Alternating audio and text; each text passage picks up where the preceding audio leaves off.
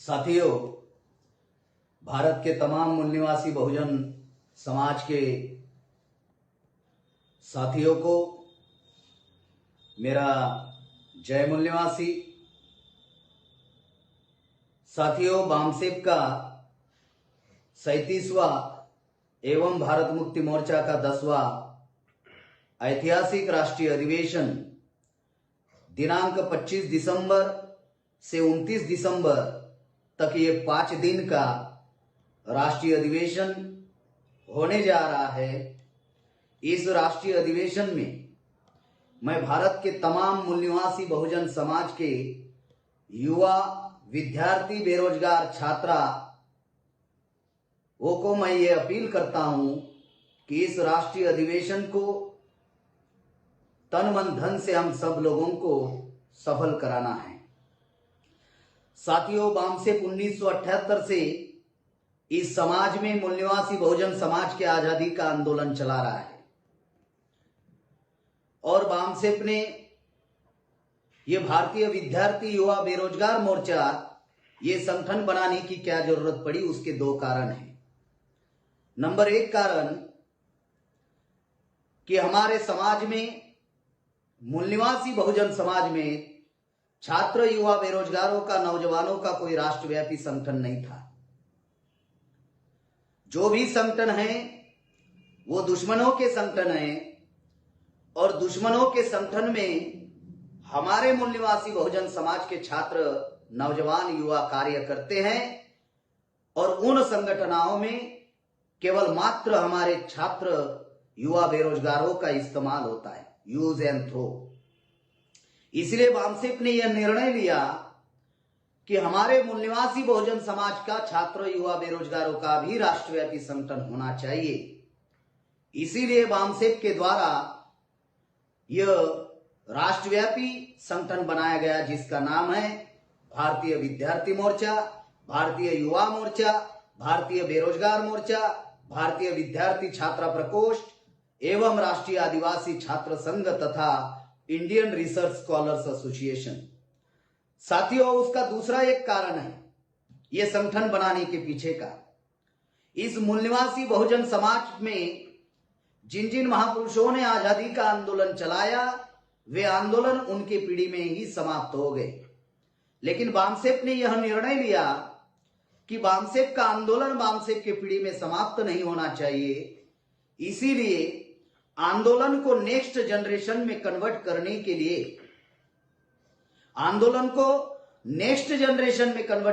लिए, बामसेप ने ये विद्यार्थी, युवा, बेरोजगार और नौजवानों का साथियों राष्ट्रव्यापी संगठन बनाया। साथियों, आज छात्र, युवा, बेरोजगारों की सबसे बड़ी समस्या क्या है?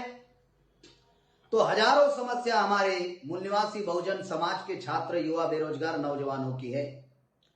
लेकिन कुछ महत्वपूर्ण समस्याएं मैं आपके सामने रखना चाहता हूं। नंबर 1, आज शिक्षा में फीस इतनी बढ़ा दी कि हमारे छात्र हायर एंड प्रोफेशनल एजुकेशन नहीं ले सकते।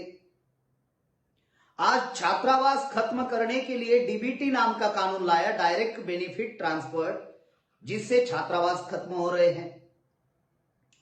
तीसरा, जो हमारे छात्र सेंट्रल यूनिवर्सिटी और स्टेट यूनिवर्सिटी में पढ़ाई करते हैं, उनके साथ में रेशियल डिस्क्रिमिनेशन का व्यवहार होता है। चौथा, बेरोजगारी बड़े पैमाने पर बढ़ रही है। पांचवा, हमारे संवैधानिक जो मौलिक अधिकार है वो सारे अधिकार समाप्त किए जा रहे हैं। ऐसी हमारी हजारों समस्याएं इस देश में है।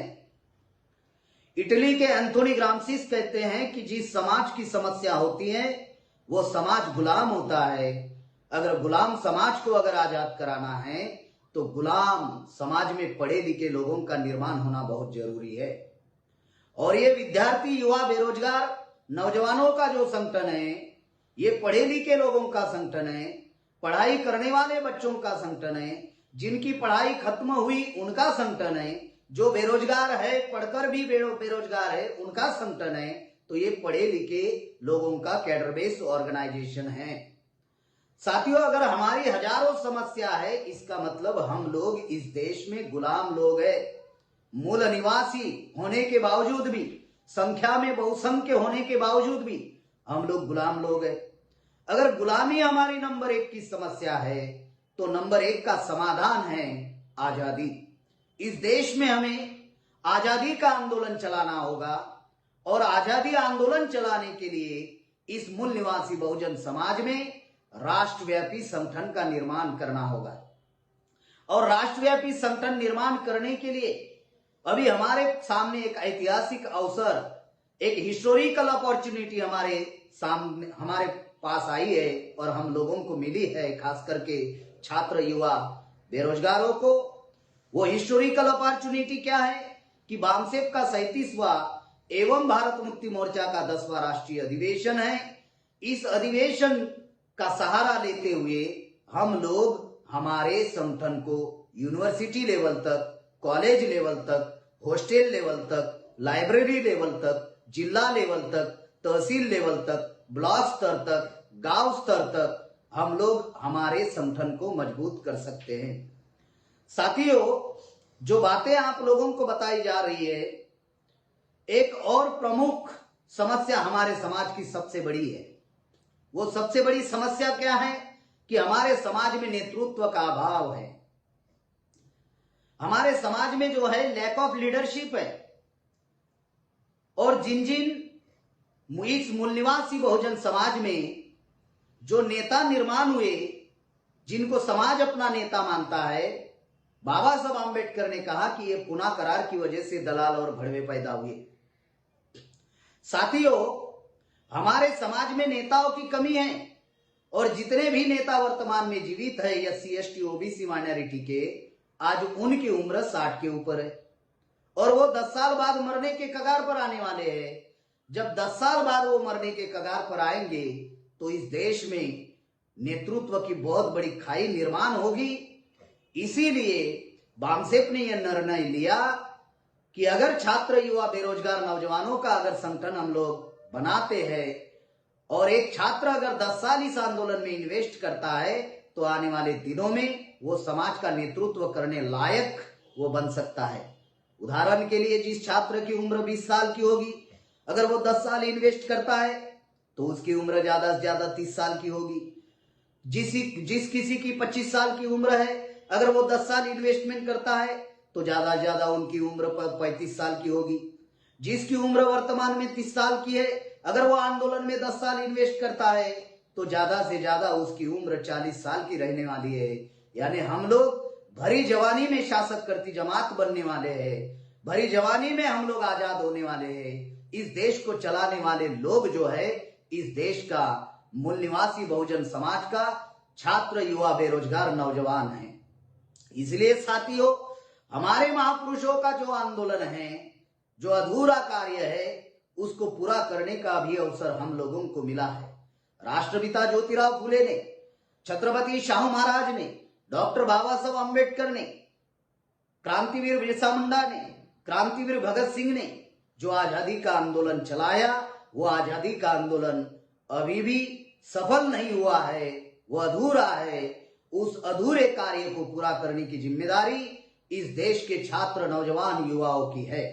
अगर हम छात्र, नौजवान, युवा अगर इस देश में अगर राष्ट्रव्यापी संगठन बनाते हैं, खड़ा करते हैं, तो हम लोग आने वाली हजारों जो पीढ़ियां है, जो गुलामी में जाने वाली है, उस हजारों पीढ़ियों को हम लोग बचा सकते हैं।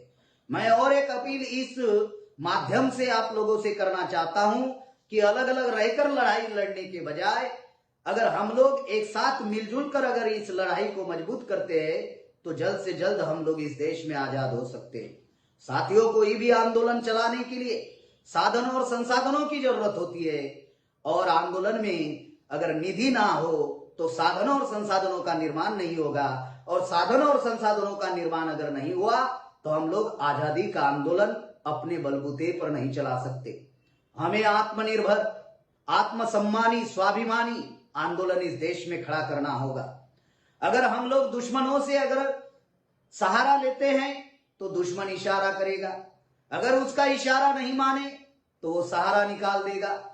तो इसीलिए साथियों, हमें स्वाभिमानी आंदोलन खड़ा करना होगा और स्वाभिमानी आंदोलन खड़ा करने के लिए हम लोगों को समाज से निधि इकट्ठा करना होगा।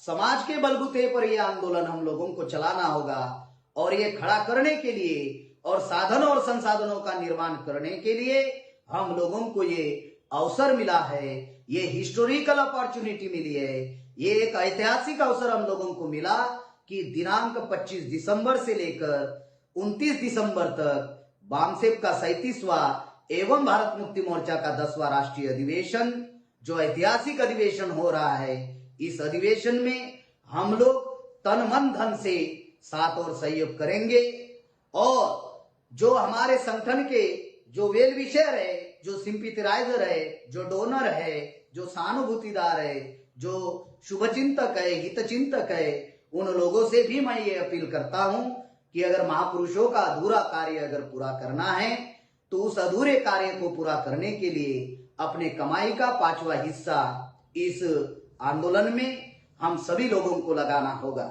अगर टाइम, टैलेंट, मनी अगर इस आंदोलन में आज का छात्र, युवा, बेरोजगार नौजवान अगर इन्वेस्ट करता है तो आने वाले दिनों में इस देश का वो शासक रहेगा, ये देश चलाने वाला रहेगा।